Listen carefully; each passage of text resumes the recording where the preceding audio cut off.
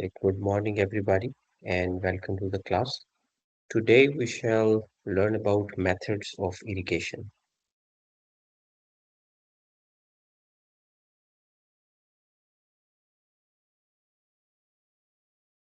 Okay, uh, there are several methods of irrigation which we use.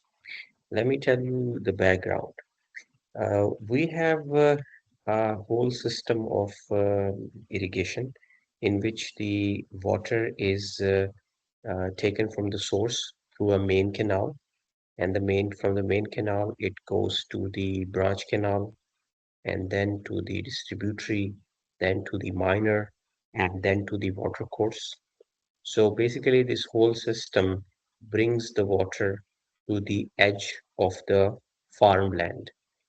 Now, how to distribute the water inside the farm, that is something which is covered in this topic, methods of irrigation. And there are several methods of irrigation. The first one is surface irrigation method. The second one is subsurface irrigation method. Third one is sprinkler, and the fourth one is drip irrigation. The first one, which is surface irrigation method, has four different sub methods. The first one is uncontrolled or free flooding. The second one is strip method, then the basin method, and then the furrow method. We'll cover all of these one by one. There is a document in the PDF. Here is the link. This is a document by FAO, Food and Agricultural Organization of United States. You can download this document and this will give you more detail of the topic. Okay, moving forward. Yes, this uh, diagram shows the same information as was on the previous slide. Irrigation methods, surface irrigation, subsurface irrigation, drip irrigation, sprinkler irrigation, and of course, there are more details which we shall cover um, in the forthcoming slides. So the first thing we want to cover is surface irrigation. As the name tells you, surface. Surface irrigation means this is a category of method in which the irrigation water is visible on the surface of the farmland. So the water you supply is on the surface, is not below the surface. So you basically um, either you pond the water on the surface or you continuously let the water to flow on the surface, but the water is on the surface. And this is the oldest and the most common method of irrigation. But I would say this is not the best method. The performance level is not very high, means that the loss of water is higher as compared to other methods. Okay. Low efficiency is mainly because of uncertain infiltration rates. Infiltration means the water which infiltrates into the ground and it's not used by the crops. So, based on cropping pattern, cultivation practices, climate factors, for example, if the temperature is high, then uh, a lot of water may get evaporated, and that the water which is evaporated is lost as far as the crops are concerned. So this method may not perform as good as other methods where we can save more water. Application efficiencies for surface method may range from about 40% to 80% because there are several surface irrigation methods. So some of them are more efficient than the other ones. Okay. Okay. So the first surface method which we want to cover is called uncontrolled flooding. Okay. Let me show you a picture. Yes. Look at this picture. So in this picture, you see that the entire farm is filled with water.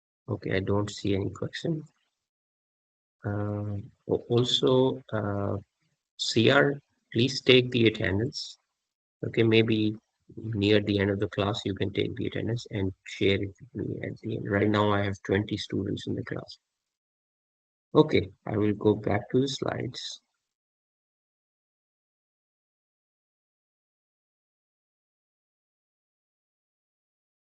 Okay, the second surface irrigation method is called strip or border method. Let me first show you the picture. Yes, right here. You see, the farmland is divided into strips. This is one strip, this is another, this is completely filled with water. This is partially filled with water, and there is no water here. And right here is the intake, and the slope is in this direction, right here. And at the end, you have a drain. So any excess water can go through the drain. I mean, and your that is extra water, it will go down the drain. Laterally, you don't see any slope. It is level right here. Literally, it is Slide level. visible. Right here, you have So slope. slides visible नहीं. Slide visible नहीं? Okay, okay, नहीं. just okay. क्या बचा इस बात का? एक minute मुझे दे, मैं चेक करता हूँ क्या ये अनशेयर हो गई है. Okay, what happened?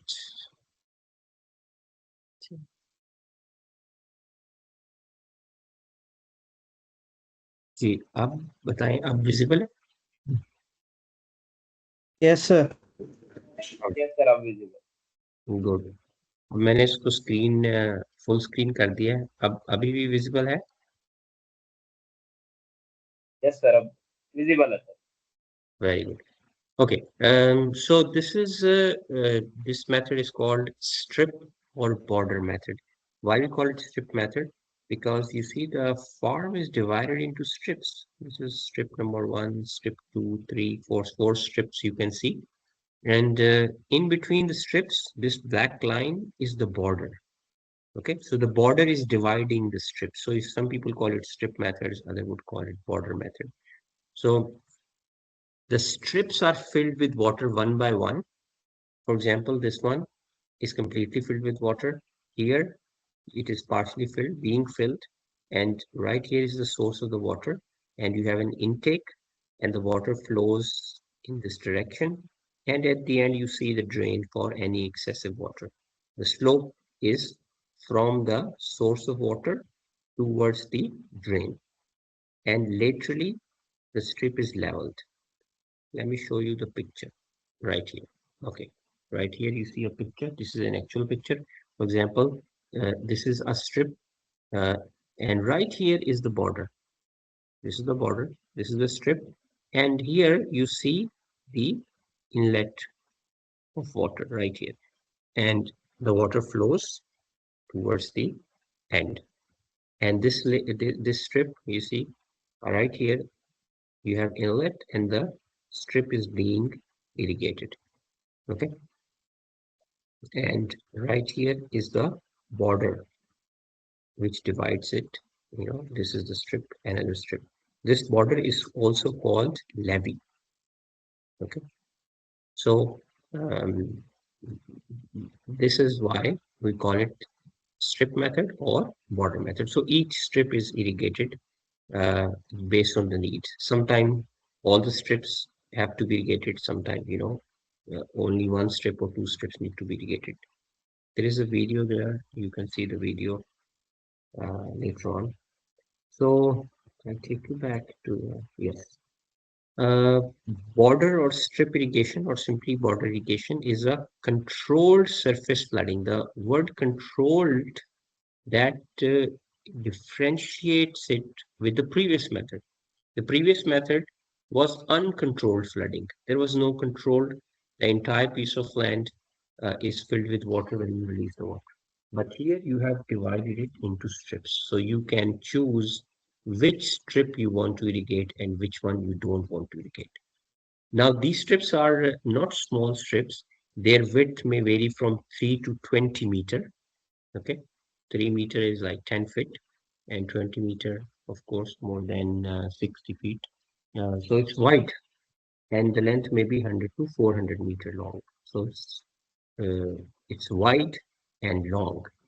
Border irrigation is generally best suited for large mechanized farms.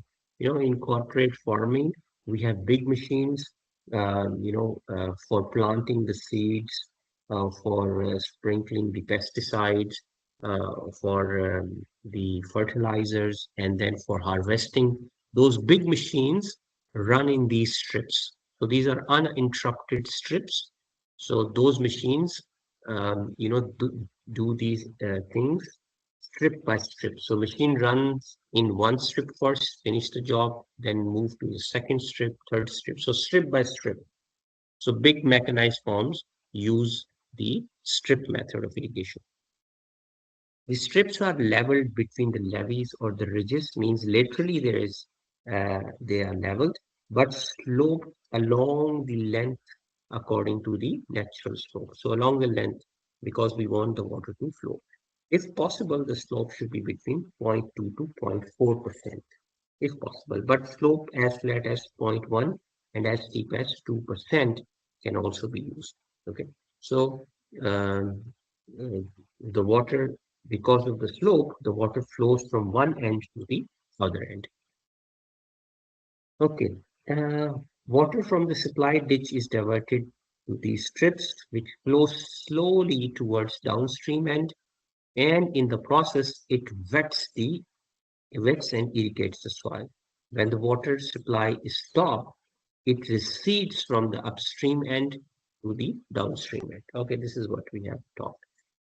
The border strip method is suited for soils of moderately low to moderately high intake, which means permeability. Okay, so medium permeability, you can say, and low erodibility. Why low erodibility? Because if the erodibility is high, then when the water will flow along this long strip, it will take away the soil with it. Okay, so we don't want that. So the soil which have low erodibility, this method is suitable for those soils. This method is suitable for all type of crops except those which require prolonged flooding. Because of the slope, in this method cannot be used when you need prolonged flooding or ponding, as I mentioned for rice. For rice, you need uh, prolonged flooding. Or for orchards, where you have fruit trees, there you need to pond the water. So that may not be suitable for those may not be suitable for this border and strip method. Okay, you cannot maintain because of the slope. You cannot maintain the water. This method, however, requires preparation of land involving higher initial costs. So compared with the uncontrolled flooding, you need because you need to make strips and maintain the level and make the border. So that involves time, labor, money, of course. So initial cost is higher as compared to uh, the uncontrolled flooding. But on the other hand, it will require less water. So kind of offset because the water, you have to pay for the water as well, of course. So, water cost quantity is less, but the other cost is high. Preparation cost is high. Okay. Moving forward, the third method, surface irrigation method, is basin or check method. Okay. Let me show you the picture right here. You see this a squarish piece of land, and here in the center you see a tree. It may be some fruit tree. So this squarish piece of land is called the basin. So here we have source of water. This water is running. So what you do is open a small passage of the basin and let the water flow into this basin. And as this entire basin is flooded with water, once the required amount of water has entered, then you close this from here and then open this passage and the water will flow, and then we get the next basin. So This opening and closing is called checking, unchecking. Okay, when you close it, it's called check. Unclose it, you call it uncheck. So based on that, this method is also called check method. And based on this basin, this you call it basin method. Now, in the plain areas, the basin look quite regular in shape, but on the hillsides, then there you see the basins are very irregular. Okay, the basins are have no regular shapes because of it's a mountain, it's a hillside. So basin there is no defined shape of basin, but it can be of any shape depending upon the situation. But in plain areas, mostly we have square or rectangular shape basins. Okay, so uh, the check method of irrigation is based on rapid application of irrigation water to a level or nearly leveled area completely enclosed by dikes or levees. Means the basin is enclosed by those levees or borders or dikes, whatever you want to call the ridges, a basin is nearly leveled. If it is not level, what will happen? The water will move towards one side or one corner. So we don't want that. So it's leveled. The entire field is divided into number of almost leveled plots. We can also call them compartments or chiaris. That's our common word we use, chiaris, surrounded by levees. Uh, Water is admitted from the farmer's watercourse to these plots turn by turn, means one basin, when you fill it, then the next basin, then the next basin. Okay. Uh, this method is suitable for a wide range of soils, ranging from very permeable to heavy soils. The farmer has very good control over the distribution of water in different areas of the farm. Means if there are 10 basins and you only want to irrigate five of them, you can do that. You want to irrigate one basin, you can do that. So you have very good control. In general, the basin method is suitable for crops that are unaffected by standing water for a long time. Because the when you release the water in the basin, it stays there 12 to 48 hours. It stays there depending upon the type of soil. So if your crop is sensitive to ponding or standing water, then it's not suitable. Okay. Sir, Loss ये of strip water through, method और sorry, एक question, sir strip method और basin में फर्क किस चीज का, वो slope का ही है फिर? strip method इसमें भी तो is सारा काम वही वही है. okay. Let me show you another picture that will help you. For example, look at this one. So you see, this entire farm is divided into basins. Okay. Okay. Let me go back and yeah, okay. This method is frequently used to irrigate orchards. Generally, one basin is made for one tree. So mostly orchards, where you have, say, mango trees or you have, say, orange trees, there you use this method. Okay. So drip method is mostly used in the farms where you have crops. Okay. Or this method may be used uh, for rice as well. You can make basins. Uh, Again, the basins are not very small. They may be big basins. So in the strip method, the water flows from one end to the other end. It has a slope, and the strips are very long in which the machines would run. But in this method, in the basin method, the machines would not run and the ground is leveled. Okay. And it's mostly used for orchards. So there are some, basic differences. Uh, yeah, look at this picture. You see, you have in total there are nine basins, one, two, three, and six here.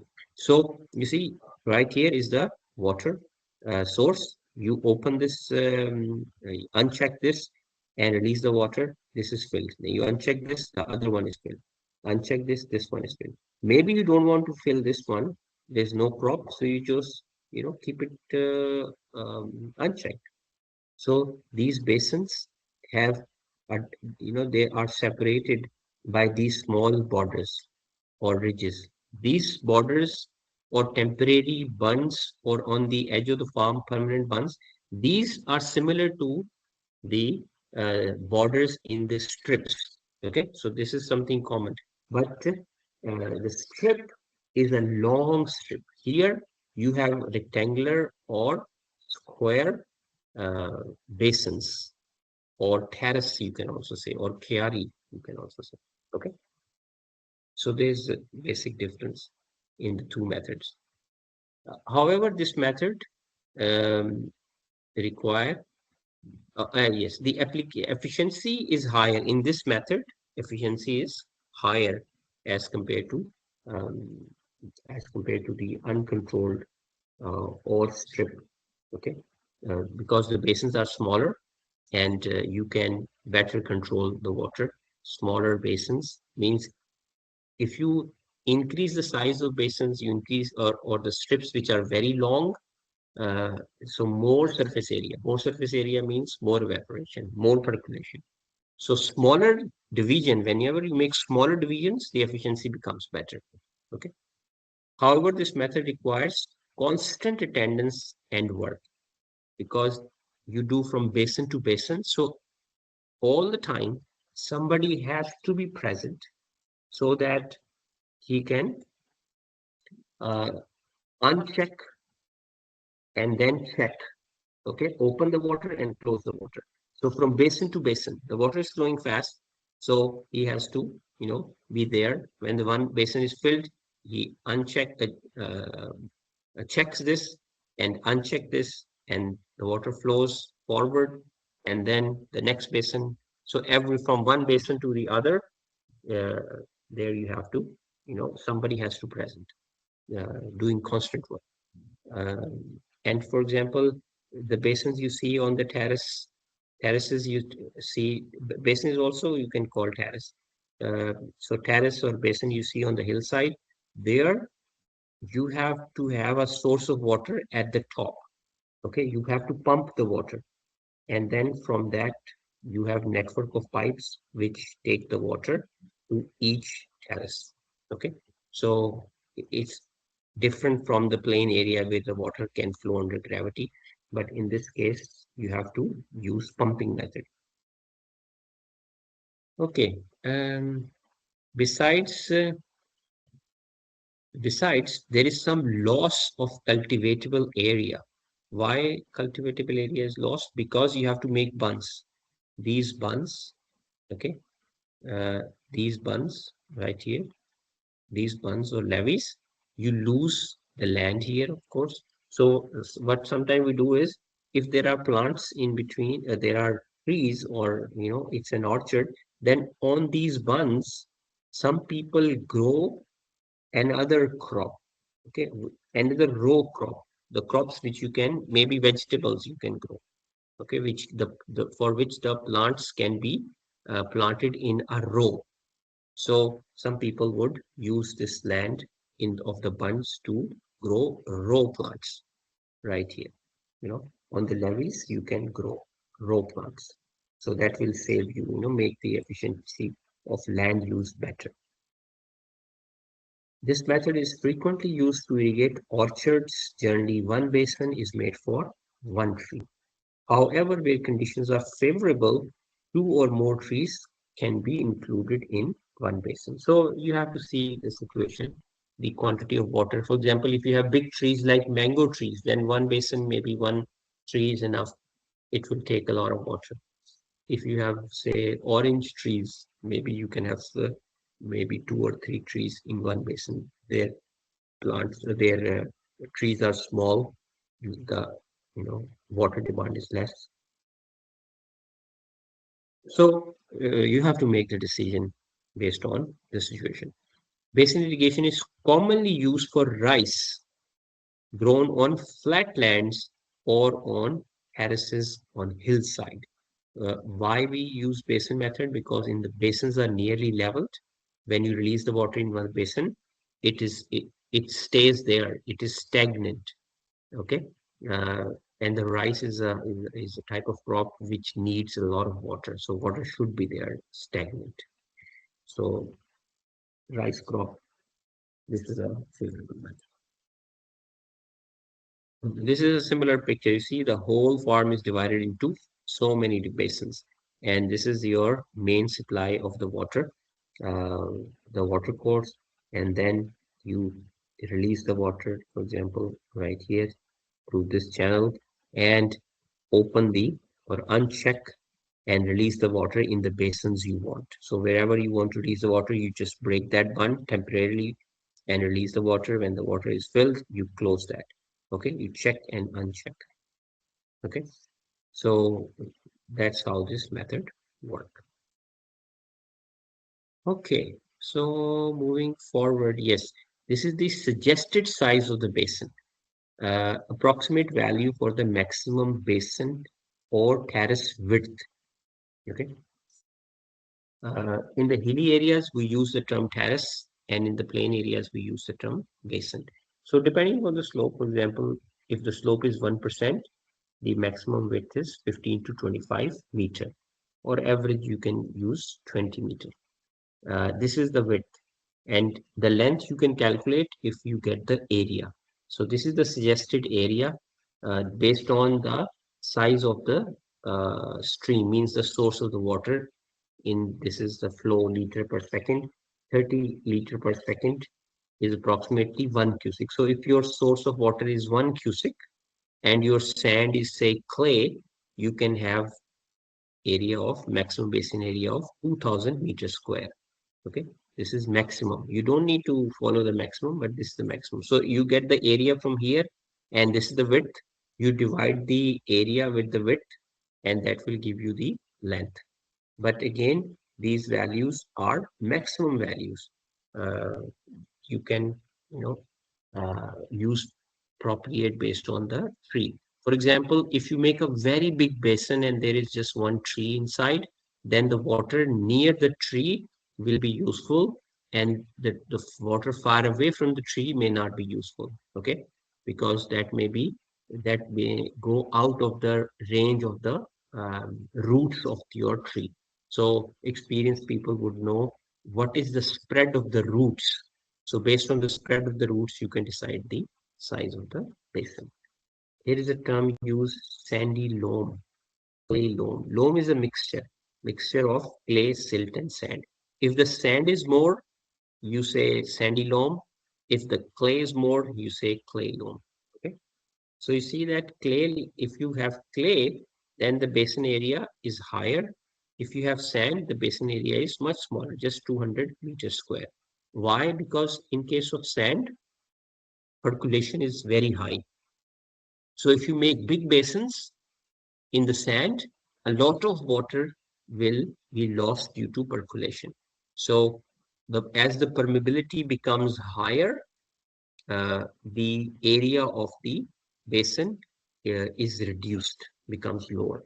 Okay, so clay has low permeability, the area of basin is higher. Sand has very high permeability, the area of basin is smaller. Okay, so this is uh, something you decide based on the type of soil.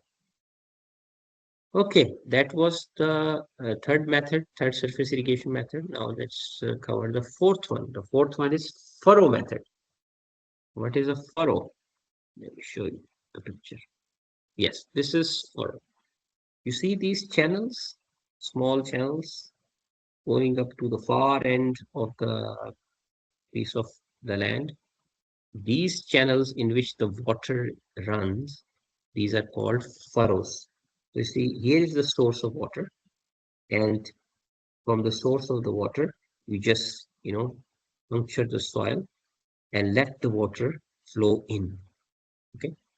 And this ridge, the dry piece of land, the, the plants are grown on these ridges. Okay. Uh, this is another picture. Here you are using siphon. You see these pipes create siphon, create suction, which move the water from this source to the furrow. Okay, so you can either use siphon. Siphon. The benefit of siphon is that you don't have to check and uncheck this part of the furrow. You just create the siphon using the pipe, and when the water reaches the far end, you just remove the pipe and move it to the other furrow. Okay, so you can use siphon, or you can uh, manually check and uncheck the uh, path of the water. So this is called furrow method. Furrows are small parallel channels made to carry water in order to irrigate the crop. The crop is usually grown on ridges between the furrows. Okay, that I told you. Water infiltrates through the wetted perimeter of the furrow, because furrow is a small channel, it has a very wetted perimeter. So if you just look at one ridge, so for one ridge, there is furrow on the right side and there is furrow on the left side. So the water from the sides enters the ridge and it moves upwards towards the roots of the crop. Okay. So water infiltrates to the wetted perimeter of the furrow and moves vertically and then laterally to saturate the soil.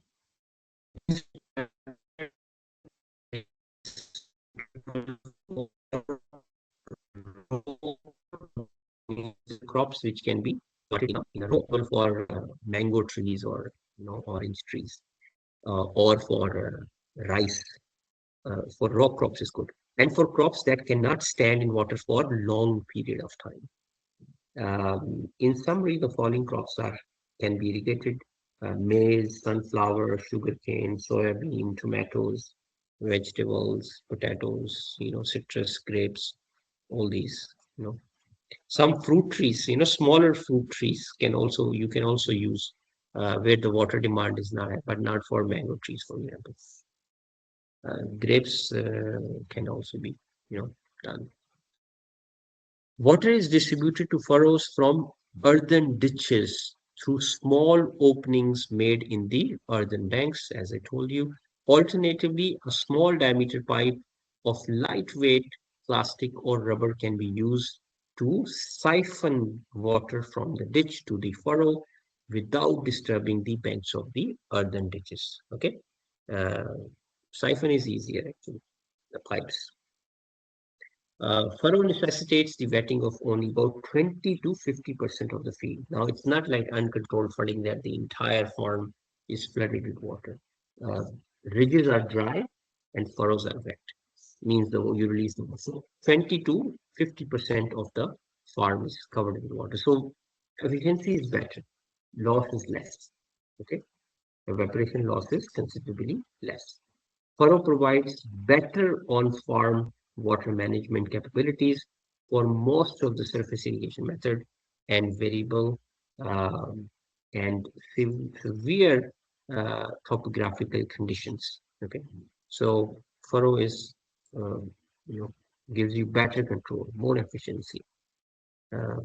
Again, you as an experienced farmer, you have to see the ground conditions, your situation, and then decide which method is to be used. All the methods are good in some situations. Okay, it's not that any one of the method is obsolete and we don't use it. No, we use it. You know, use it depending upon the situation. So these four were surface irrigation methods. Now we shall move to, yes, this is another slide for furrow method. Following are disadvantages of the furrow irrigation method. Possibility of increased salinity between the furrows. Between the furrows means in the ridge. Salinity means you have higher salt content. So when the water enters in the uh, ridge from both the sides, both the furrows, then that water is consumed, by the soil, and in the ridge, what you are left with then, if the water is you are left with salts. Okay, if the salt content is higher, so the salts are concentrated in the ridges. Okay, that's why the in the ridge you have higher salinity, and in the furrow you have lower salinity. So salinity or salts are concentrated in the ridges. That's a disadvantage. A loss of water at the downstream end, unless end dikes are used, means at the far end of the furrow, you have to create end dike or levee, otherwise your water will be lost. So basically, extra work. Okay. Also, making the furrow itself is an extra work. The necessity of one extra tillage work. This term tillage work is used for preparing the ground, preparing the earth, or preparing your farm for irrigation. So creating furrow is a tillage work.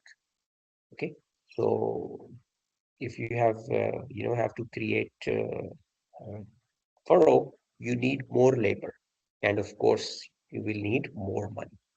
So initial investment is higher. Possibility of increased erosion. Why possibility of increased erosion? Because the water flow in the furrow from one end to the other end, from the source to the last point of the furrow. So whenever there is flow of water, then there is erosion, and we don't want excessive erosion, of course.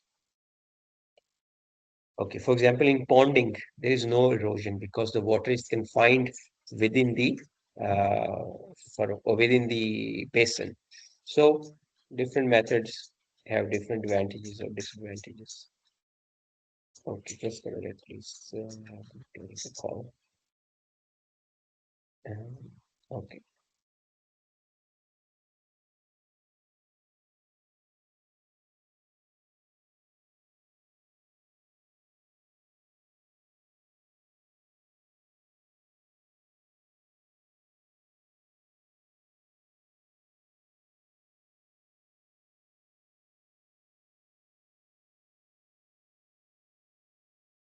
okay. Forward. So this was for a method. Um, this is the recommended size of the furrow, recommended length of furrow for different soil types, furrow length and depth of irrigation. Soil, this is the length in meters, and different soils, clay, loams mixture, and sand. For example, the slope of the furrow is say 0.3%. Now, this slope is coming from the slope of your farm. Every farm has its natural slope. Okay, you can alter it a little bit, but the slope of the furrow, uh, say 0.3%, and 0.3% the net depth of the water, say 7.5%, 10 centimeter, 7.5 centimeter, 10, say 10 centimeter, your water depth is 10 centimeter. Look, depth of the water is based on the availability of the water, of course, what water you have. So 0.3% slope and 10 centimeter depth of water for clay, the length of the furrow can be 500 meter, up to 500 meter. Okay. If you increase this length, the amount of water in the uh, you know uh, in the furrow may not be suitable. You can say your evaporation losses, your percolation losses will be higher. So these lengths are based on experience. It's not These are not mechanistic. You haven't derived it based on experience to optimize that when the loss is minimum and use is maximum. Okay, if you have very long furrows, then the flow of water, erodibility will also be more, and also evaporation losses will be higher, percolation losses will be higher. So based on the experience, we have recommended that these should be the lengths of the furrow. Okay, so let's move forward. Now, this is the second category of method, which is subsurface irrigation. Means the irrigation below the surface. On the surface, the water is not visible. Let me show you the picture first. Yes, right here. You see a picture? You see this ditch, okay? And this ditch, you see this white pipe, this white pipe. Now, this white pipe is your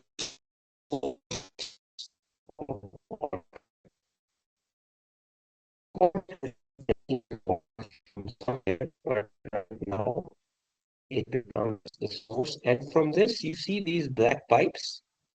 These black pipes are below the surface. The surface is here, but the pipes are below the surface. And these pipes enter in the soil, and these pipes have holes inside them, which release the water. And everything is below the surface. No water is visible above the surface.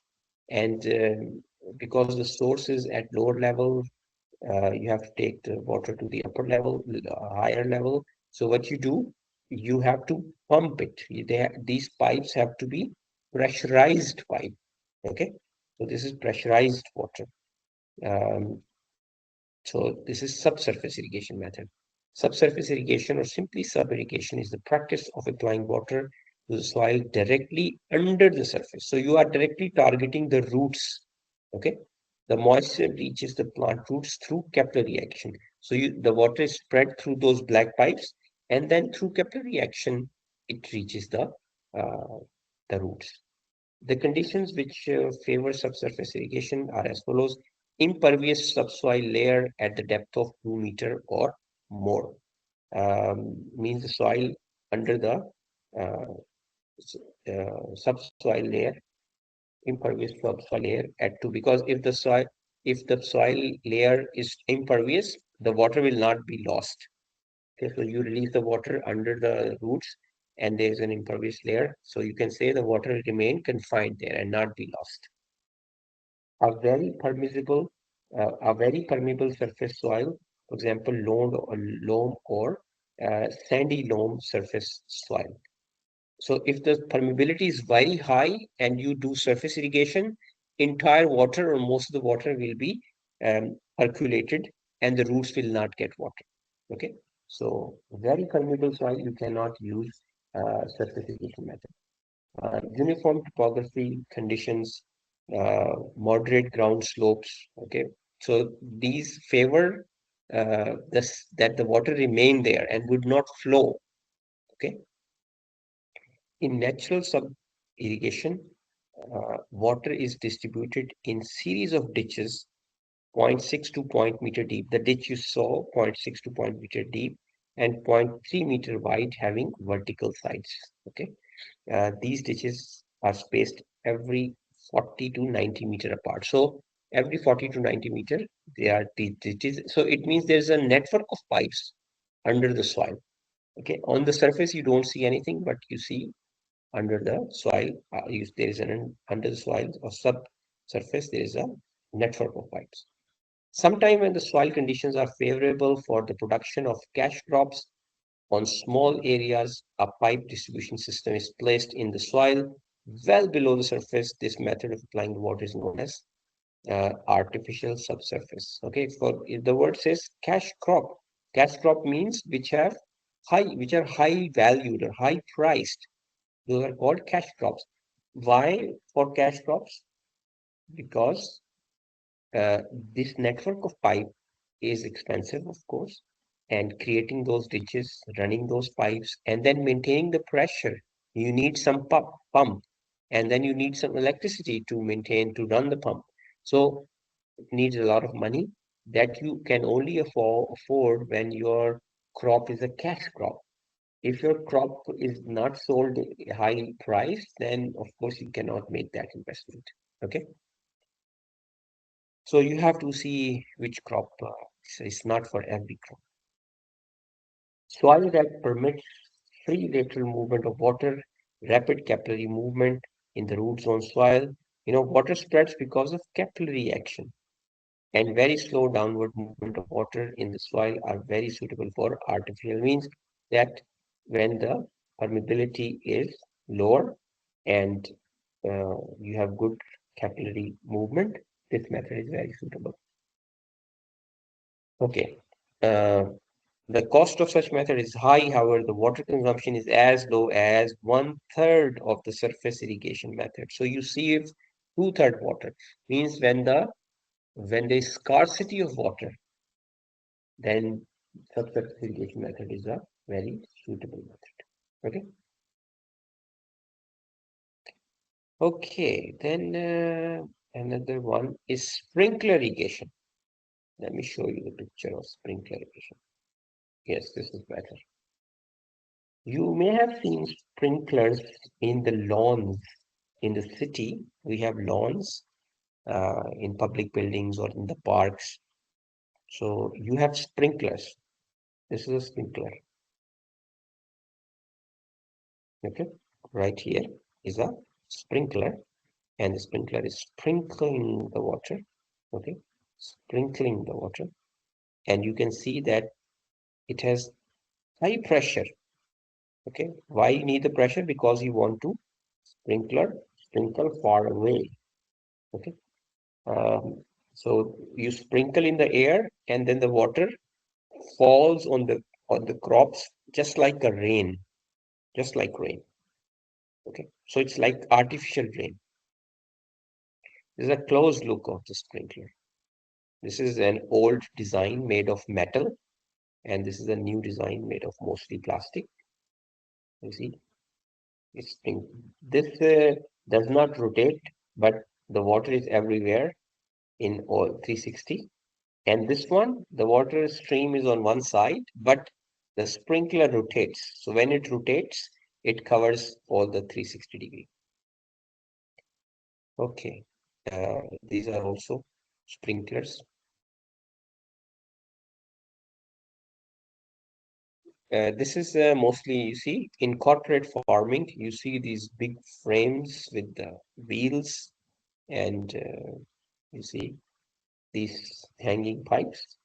Right here are sprinklers, and you can see there is a mist-like situation here, the mist, and this is like raining the plant. So the water is directly provided to the leaf.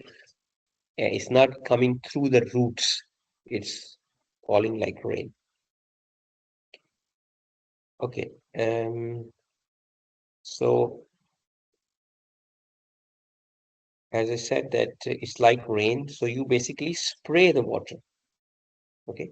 In this method, the water is sprayed into air and allowed to fall on soil surface in uniform pattern at a rate less than the infiltration rate of the soil. Okay. Less than the infiltration. So infiltration is more, and the soil and the rate of the sprinkling is less. So if infiltration is higher, means the water will not be ponded. Water will not get stagnant. The water will quickly, infiltrate. So uh, it will save you from evaporation loss. Okay, although there will be some evaporation, but not like stagnant water. This method started in the beginning of 20th century. So it's an old method and was only limited to nurseries and orchards. In the beginning, it was used in humid regions where the humidity is higher as a supplemental method of irrigation. I mean, when the humidity is higher, the plants take water from the environment.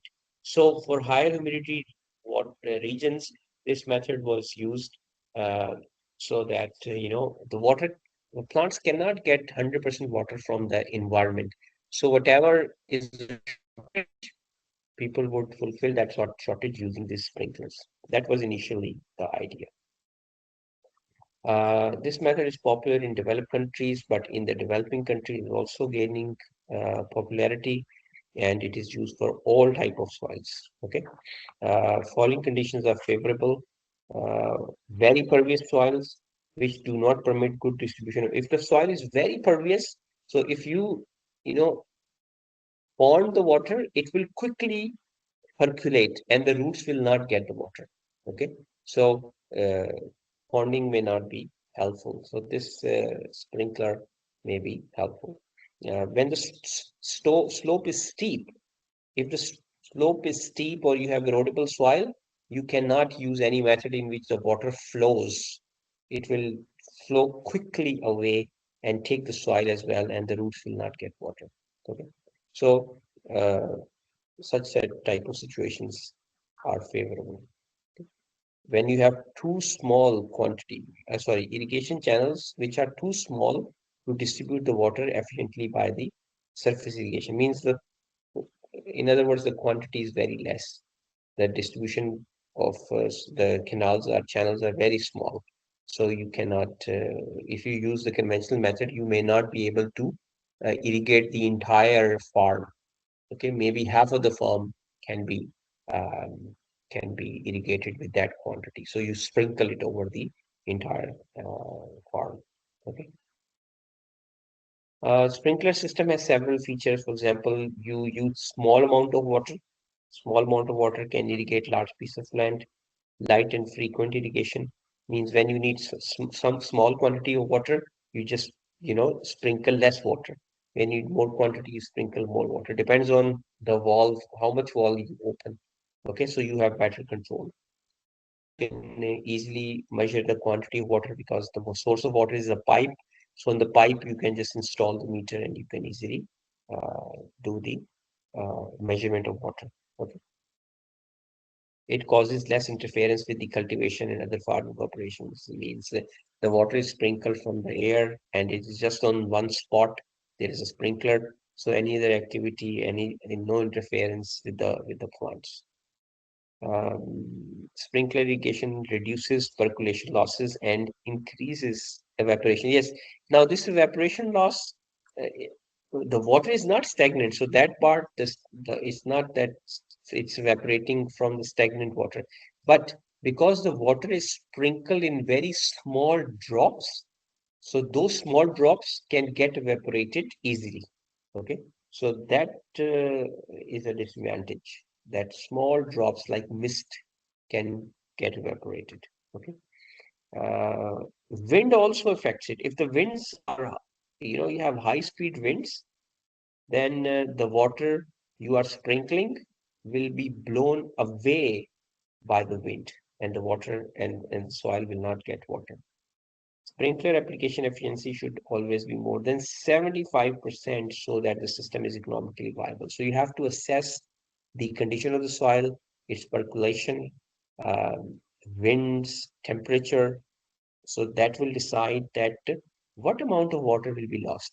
If the expected loss is higher, say the expected loss is 40% and the efficiency is only 60%, then you will not use this because it's expensive.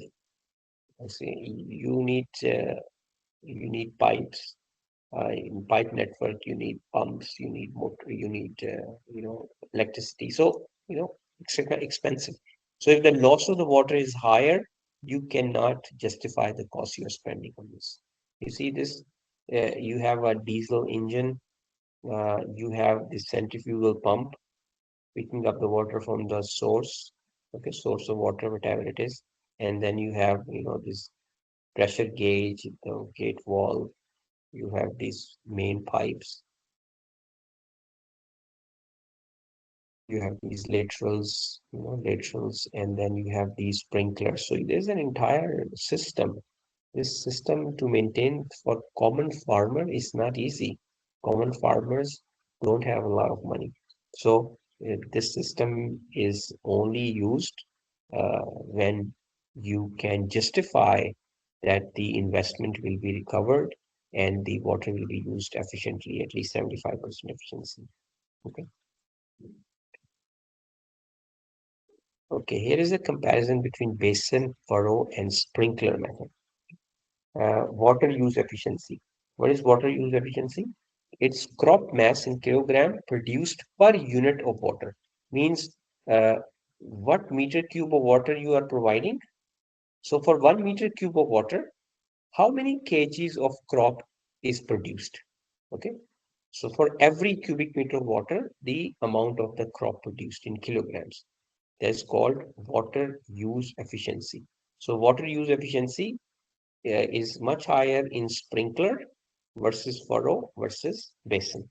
Okay. Then application efficiency. Application efficiency is water used by the crops over water supplied in the field. Okay. Means what is the total water you are providing? Then minus the loss. and what exactly used by the crop. That's called application efficiency. Application efficiency is also higher in case of sprinkler versus furrow versus basin. Okay. Um, then the last one is drip or trickle irrigation. Let me show you the picture right here. You see, these are the plants, you see, and you see these black pipes on the surface. Every row of plant has one length of the black pipe.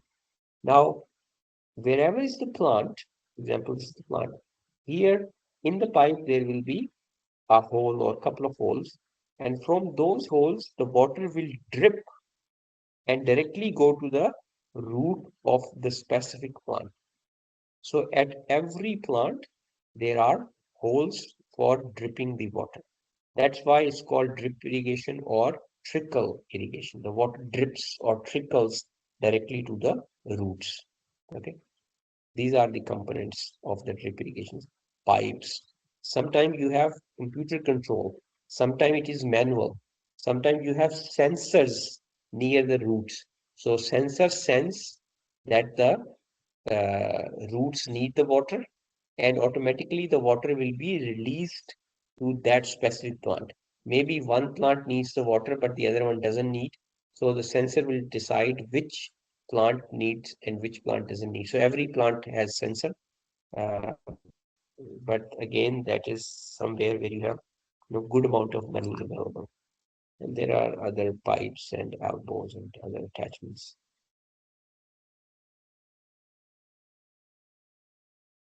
So drip irrigation enables efficient water application in the root zone. So you are targeting the roots directly, okay, of small trees and widely spaced plants without wetting the soil where no root exists. So where is there is no root, there is no water. In arid regions, the irrigation efficiency may be as high as 90%, and with good management, it may approach to ideal value of 100%. Okay, because you are directly targeting the roots only and not wasting water in the other parts of the land where there are no plants. Okay, the main reason for high efficiency of the drip irrigation are its capability to produce and maintain continuously high soil moisture content in the root zone. Again, the same thing, over and over, the root zone, and reduction of the growth of weed due to limited wet surface area, competing with the crop of the water and nutrients. Competing with the crop for what means these weeds compete with the crops for both water and nutrients. Okay, the fertilizers. So if the if only the roots are wet, then only your plants will grow.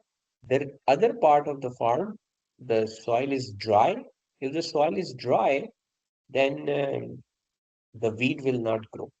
Okay, or minimum amount of weed will grow. So this is a benefit, and also you can add the fertilizer in the same water pipe, and when the water drips, it not only takes the water out, but also takes the fertilizer. So use of fertilizers also become efficient. Insect disease and fungus problems are also reduced by minimizing the wetting of the soil surface. Again, the wet soil is only the root part, not the other part. So all the problems are solved. Due to ability to maintain nearly constant soil moisture content in the root zone, drip irrigation results in better quality and greater crop yield. Okay. Fruits which contain considerable moisture at the time of harvesting, such as tomatoes, grapes, berries, respond very well to the drip irrigation. You want to grow tomatoes, use drip irrigation because there are plants. Okay, but it's not suitable from practical as well as economic consideration for closely spaced crops such as wheat and other cereal grains, in which the plants are very close. You cannot you because you have to make so many holes.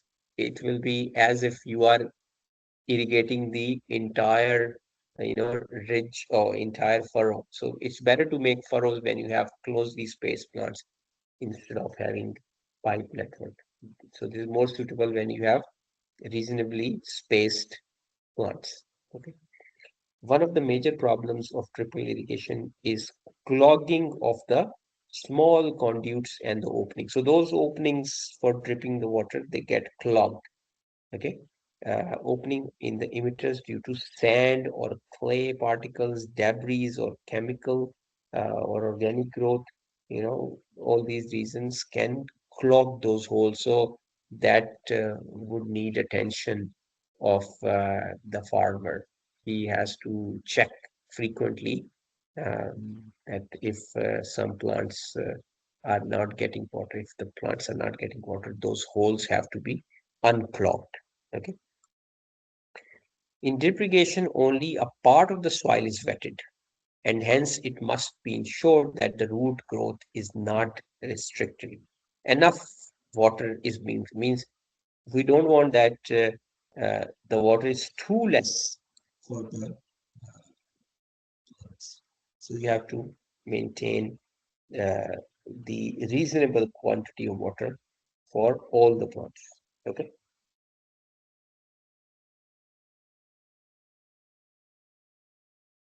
Okay.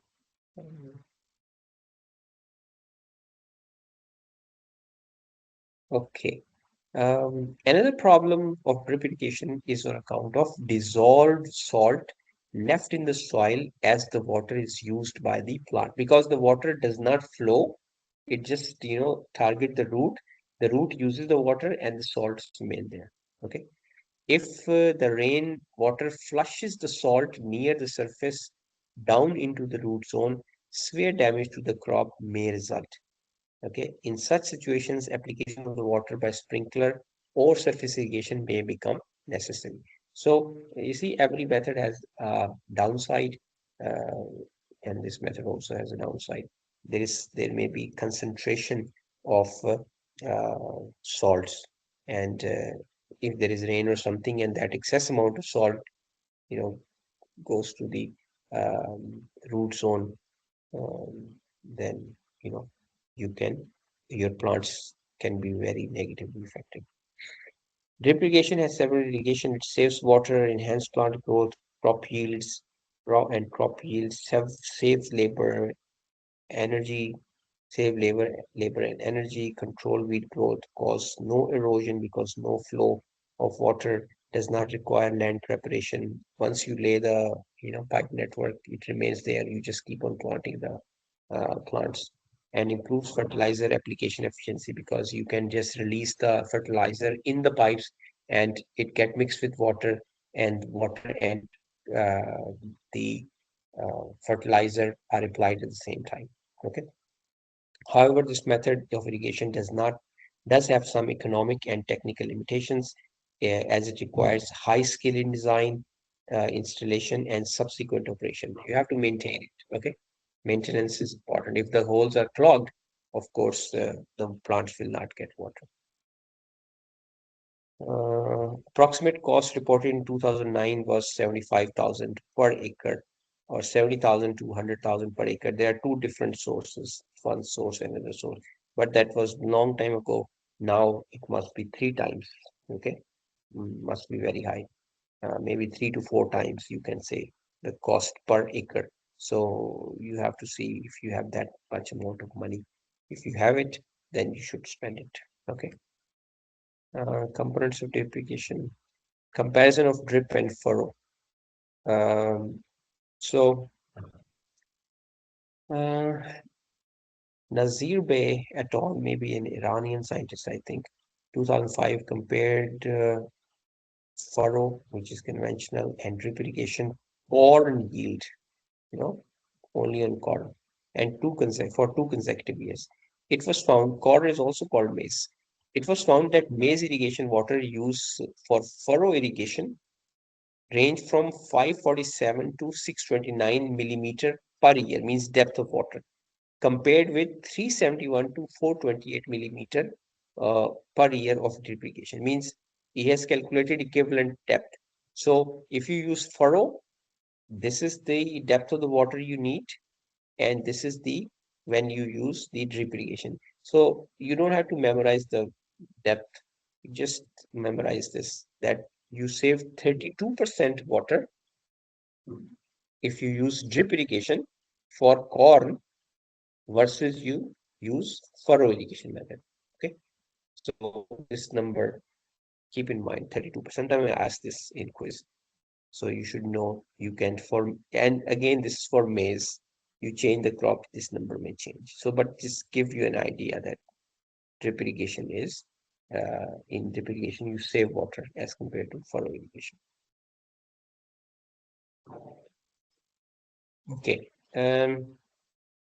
Choosing an irrigation method, the suitability of various irrigation method, that is surface, subsurface, sprinkler, drip, depends mainly on the following factors. Which are the natural conditions? Uh, Type of natural condition may be topography, means slope, or leveled or unleveled, or environmental conditions, uh, permeability, type of crop, type of technology, previous experience, required labor input, cost and benefit, all these. So as I said, that none of the methods is obsolete. Every method is used in the situation where it produces good results. So you have to see what are your conditions. So based on your conditions, you have to decide which method you want to use. Okay. So no one method is good for all situations. So make a holistic decision instead of just, it's not like one size fit all. You have to see your situations. Okay. So that finishes today's lecture.